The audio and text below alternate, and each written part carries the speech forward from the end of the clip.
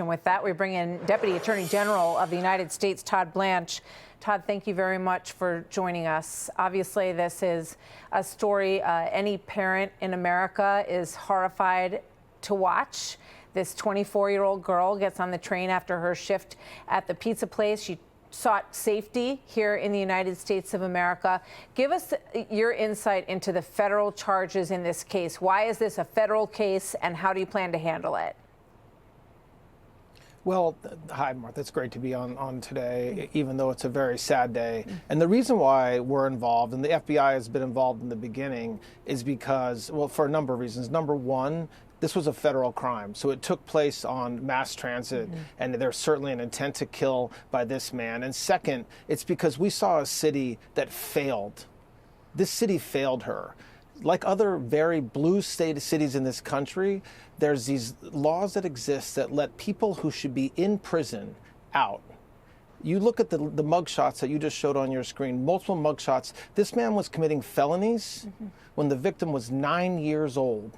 And yet he was still out on our streets, right in the subway, committing this brutal, brutal act. And so it's not just the DOJ, it's not just the FBI. We also have the Department of Transportation involved as well, looking at what's going on in Charlotte and their system and why there's such a safety issue like there was in late August. And so this is a whole government approach, which you see President Trump doing in cities all over this country when local leaders won't do it themselves. So you raised the question there about the failure of government, and I have questions about who is held accountable for that failure of government. And one of the individuals who was involved in this case is North Carolina magistrate Teresa Stokes, who let him go.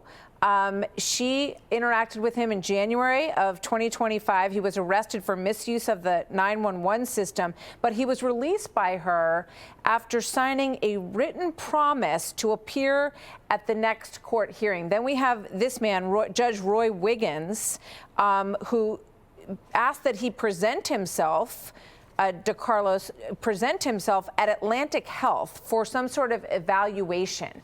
Is there accountability, responsibility that can come to these individuals for the way they handle this? You better believe it.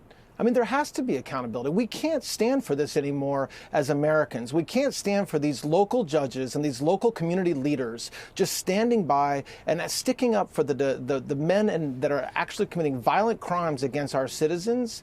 I mean, look what the mayor did in this case. The first statement the mayor made expressed sympathy for this man. Yeah, we have that. Let's put that up. She said, this, I'm sorry to interrupt you, but Charlotte Mayor Vi Lyles, I want to show everybody what you're referring to here, Todd. We will never arrest our way out of issues such as homelessness and mental health. Sorry, go ahead. Imagine being the parents of this young woman and seeing the mayor respond to this brutal act of violence with a statement like that.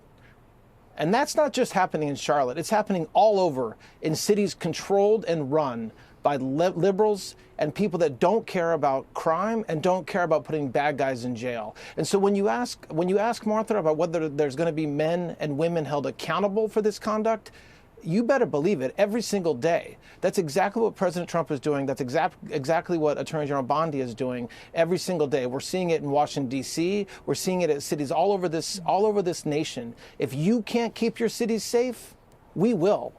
And that's the accountability we're going to bring to these cities.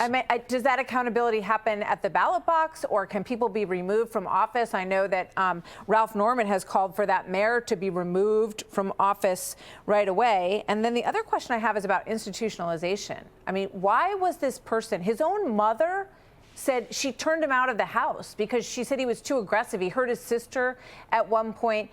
Accountability any other way than the election, than the voting booth, and also institutionalization. Thoughts on that, Todd?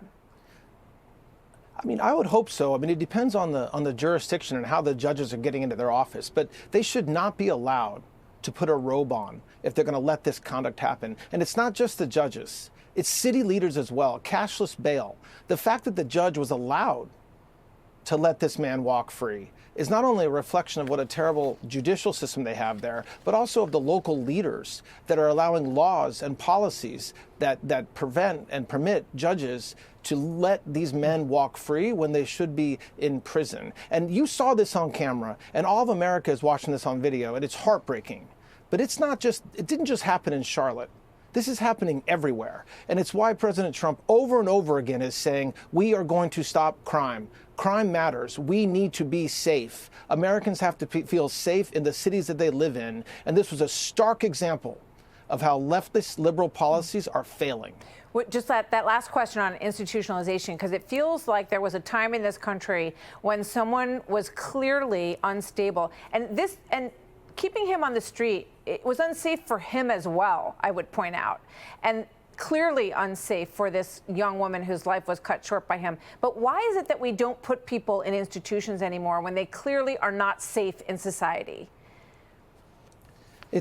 It's a great question, and it's something that we're working every day to change. And because you're right, there's certainly mental issues and mental health issues that are a big and important part of many of these criminals. But it doesn't mean the fix is to let them wander free. No. It doesn't mean the fix is to let them go around with knives, stabbing young women to death after coming home from work. And so, look, Martha, I can't say to you, here's the 4 things we're going to do to fix the mental health problem. But one thing we should be doing is getting these people off the streets. Yeah, that's a very easy answer to help keep us safe. If someone has a rap sheet as long as his and clear mental health issues that his family tries to get him committed because of, there shouldn't be a block to that. What about the people that we're seeing on this video who didn't react, who did nothing? Because we all remember the Jordan Neely case with Daniel Penny, and he was vilified for stepping in a situation not that dissimilar to what we see here, potentially.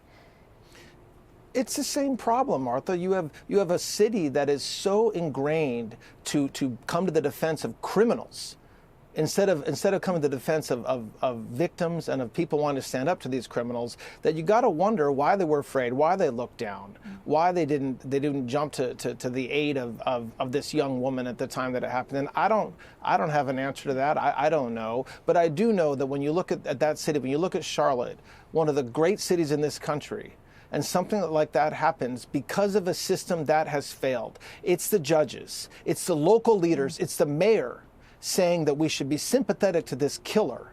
That's where it's failed. Yeah.